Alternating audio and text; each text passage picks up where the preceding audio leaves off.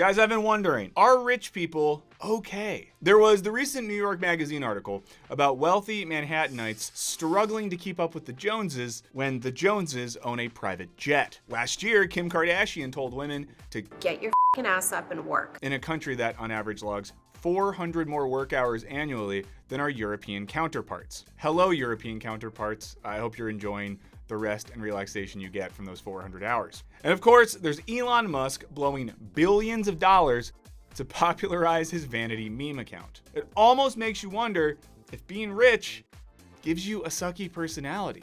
Well, a fountain of studies suggest that rich people are more narcissistic, less empathetic, and less compassionate. When driving, they're more likely to cut off other cars and pedestrians, which explains why I've almost been run over by 4 different Teslas. They're more likely to cheat at games with modest fiscal prizes, which is why I never play poker with billionaires. Also, I don't know how to play poker, and I don't know any billionaires. But still. In one study, even having a bunch of monopoly money made people behave less kindly, including, I swear to God, I'm not making this up, making people more likely to steal candy that was intended for children. Who's done this to me? Who's taken candy from a baby? That's right, even delusional wealth makes you an absolute monster. But being wealthy doesn't just make you a bad hang. It can also bum you out. Wealthy people suffer from higher rates of depression and enjoy lower relationship satisfaction. And rich kids are more likely to experience things like anxiety and depression. This all makes us wonder, is being extremely wealthy inherently corrosive? What are the existential effects of being a billionaire? And for that matter, what does it do to society when some people are just super rich? Let's find out in this Wisecrack Edition. Does being filthy rich break your brain?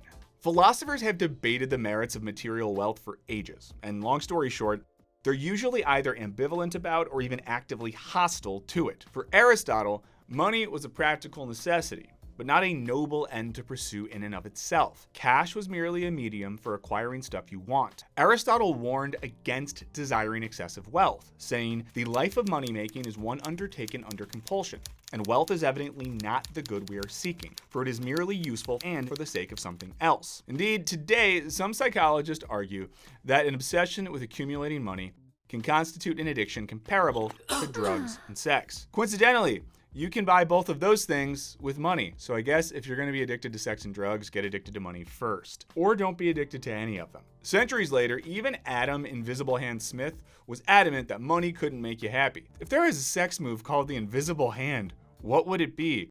Describe it in the comments in a way that doesn't get your comment banned. And don't make it like creepy and criminal, guys. I trust you, okay? He cautioned that getting rich was an ugly business, citing all that leisure, all that ease, all that careless security, which are forfeited forever in the pursuit of wealth, and all that toil, all that anxiety, all those mortifications, which must be undergone along the way. He argued that, in his era at least, even a low-wage labor job paid enough to meet all your basic material needs. If only that was still the case, am I right? Thus, he concluded, people don't actually pursue wealth in search of material comforts, but rather in search of attention. He writes, "It is the vanity, not the ease or the pleasure, which interests us." That's crazy. Like, what an idiot. He thought that people would get rich just because they wanted attention.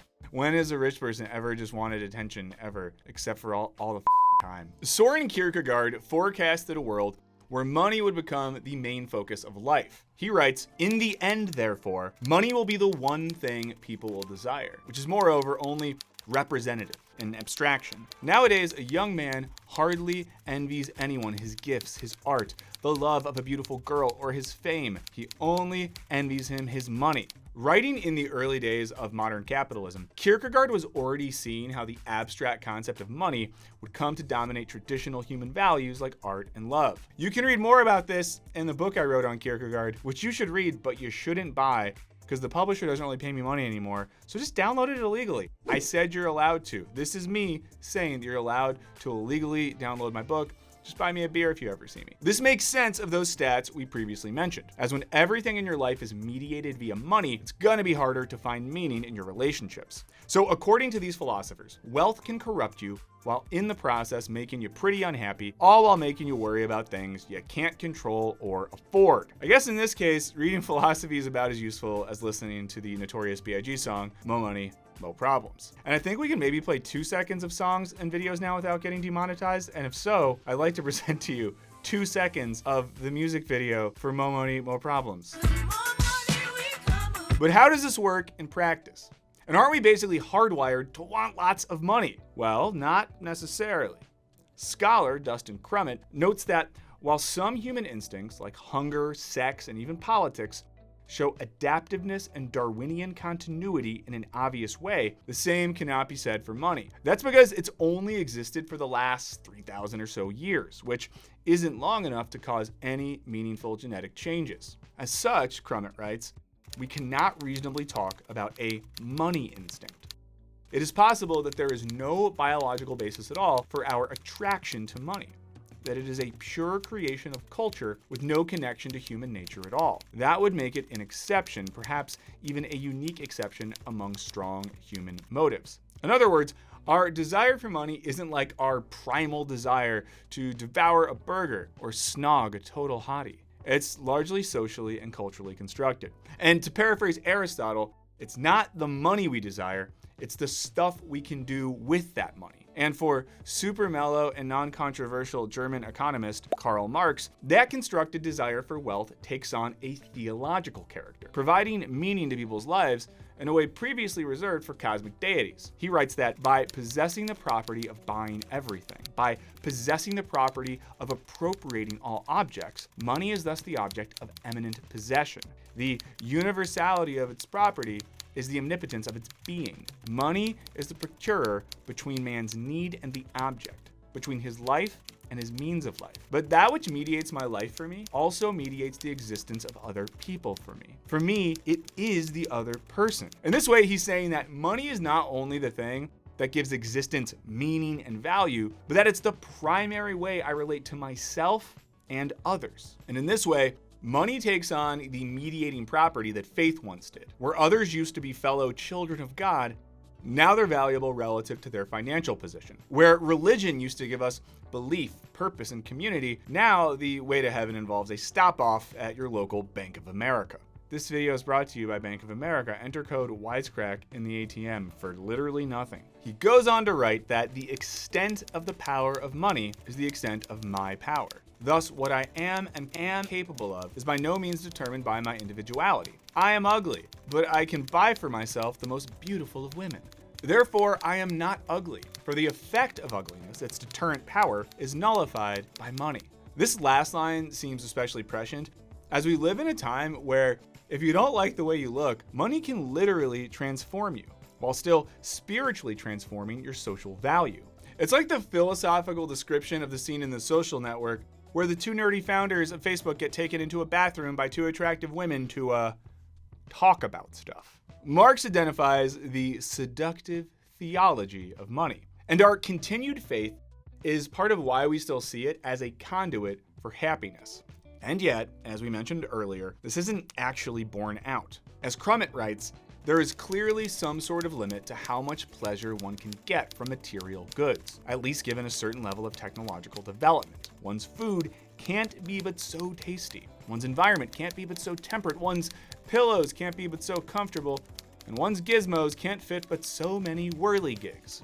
What a word, whirligigs, whirligigs. One might be able to use money to buy cool things and even impressive company, but like the Beatles once said, it can't buy you love. And if YouTube is letting us show music, I now present to you 2 seconds of the Beatles' Can't Buy Me Love.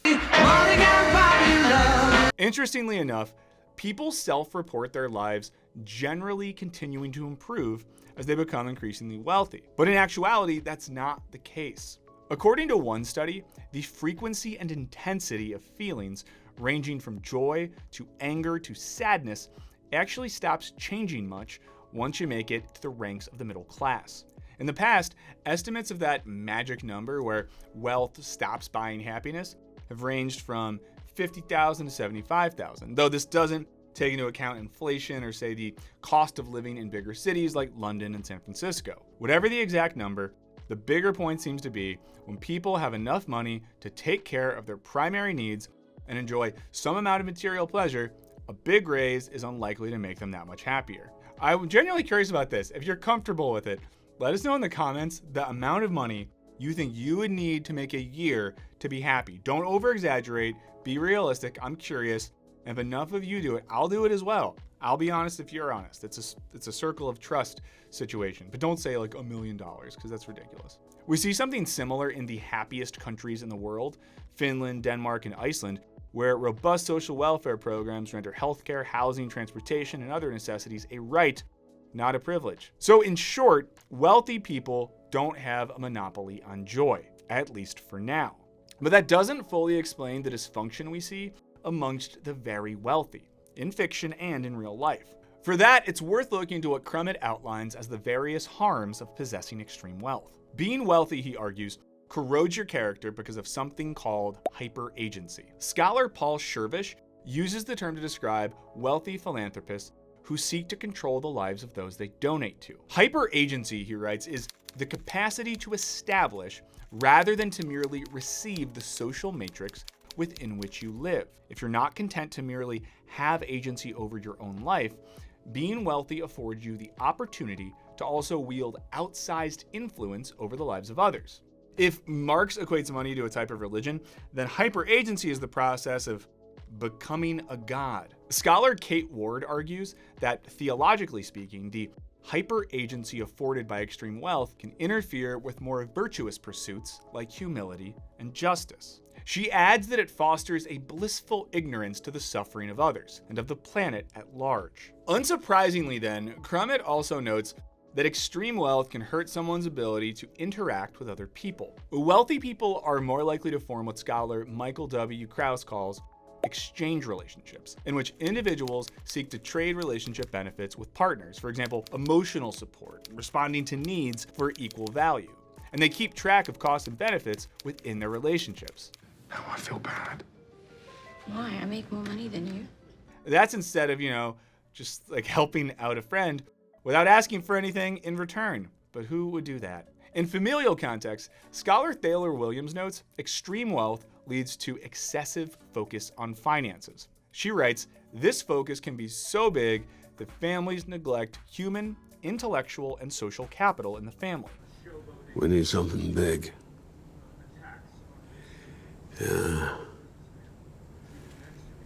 Time for the blood sacrifice. Crummett argues that wealthy people's ability to be part of communities in churches, schools, cities, and so on can also be strained by living a life full of vast wealth. In some cases, this is because living such a life involves active complicity in harming the community. As Crummett adds, it can also be because living such a life cuts one off from certain shared experiences and struggles. When you're extremely wealthy, your frame of reference for what life looks like is just distorted. I mean, for example, like if you're a super rich person, you don't know what it's like to be on the bus or use coupons or get really excited about 2-for-1 drink specials. They wouldn't even get that. They probably also don't get what it's like to go number 2 on a cold toilet because they probably all have toilet seats that are warmed. This is the reverse side of the type of alienation that we usually talk about, as it's not only those on the wrong side of the financial hierarchy that end up alienated from themselves and others. The ultra-wealthy, via their hyper-agency and tendency to view the world transactionally, end up alienating themselves from their own humanity and the humanity of others. So if extreme wealth is bad, or at the very least not that great for the wealthy, just imagine what it does to the rest of us, which raises a bigger question. Can a moral world accommodate billionaires? Pause here and just type in yes or no. Can a moral world accommodate billionaires? The answer is $1 million no, at least according to the theory of limitarism, as defended by scholar Ingrid Robins. Limitarism argues that it is not morally permissible to possess more wealth than you need to flourish in life, though thinkers debate what that amount is. Regardless, the gist is that any excess money that doesn't help you flourish, according to Robins, has zero moral weight. As such, that surplus money should be used not to fulfill your own desires, but to meet others' needs, which have a higher moral urgency. It's almost like from each according to their abilities, to each according to their need. Beyond that basic moral calculus, Robins also argues the mere existence of extreme wealth is inherently corrosive for democratic societies. If, she reasons, democracy is valuable because it treats all citizens as equal, the ability to spend vast sums of money influencing politics undermines that equality. The financial power of the wealthy is converted into political power via everything from campaign contributions to think tanks to threats of moving factories abroad. In this way, Robbins concludes, large inequalities in income, and the possession of surplus money in particular, will thus always undermine political equality. Libertarism proposes that if equality is the cornerstone of democracy, vastly unequal distributions of wealth render such democratic values pretty toothless. With all the major harms of extreme inequality, it's worth wondering, why are things like this? Well, economist Thomas Piketty offers a take that brings together much of what we've been getting at. For him, not only is the type of wealth inequality that currently exists in the West and most of the world bad for everyone, it's also not the product of pure economic forces. Invisible hands be damned. Instead, this type of extreme inequality is an intentional feature of dominant political and ideological systems. He refers to these systems as inequality regimes, which he describes as the justification used for the structure of inequality and also the institutions, the legal system, the educational system, the fiscal system that help sustain a certain level of equality or inequality in a given society. The ultra-rich are likely to chalk up their success to hard work, grinding, and the beauty of the free market. But in actuality, their wealth is largely due to these regimes, which engineer the types of inequality that keep them rich. With powerful regimes in place maintaining inequality, change can feel pretty impossible. But according to Piketty, these systems aren't set in stone. He writes, the dominant groups always tend to be conservative and always tend to define the existing inequality as being natural, coming from some natural scheme or natural institutions or from rules that cannot be changed. But in practice, what you see is something very different. The way inequality is organized can change very quickly. And just a real quick note, when Piketty says conservative, all he means is people resistant to change, and that can include both Democrats and Republicans, basically anyone who buys into the terms of neoliberalism. So is there hope for the broken-brained ultra-wealthy among us? Ironically, yes, but it seems like the best way for the super rich to find real happiness is just to be less rich. No, seriously. And if you want to get started, check out patreon.com/wisecrack. Not only can you give us money there, but if you give us enough, we'll make a video on anything you want. Like for 100,000, I'll make a video about why BlackRock Capital is bae. But for the rest of you, with functioning brains, what do you think? Does wealth cause misery? And if so, would greater equality make everyone happier? Let us know what you think in the comments. Thanks as always to our patrons for all your support. It means so much. Think about joining that group. It's very fun. But thanks to everyone who hangs out with us, who subscribes, who comments, who likes, who just watches our videos. It means a lot. We really appreciate it. But in the meantime, we'll see you later.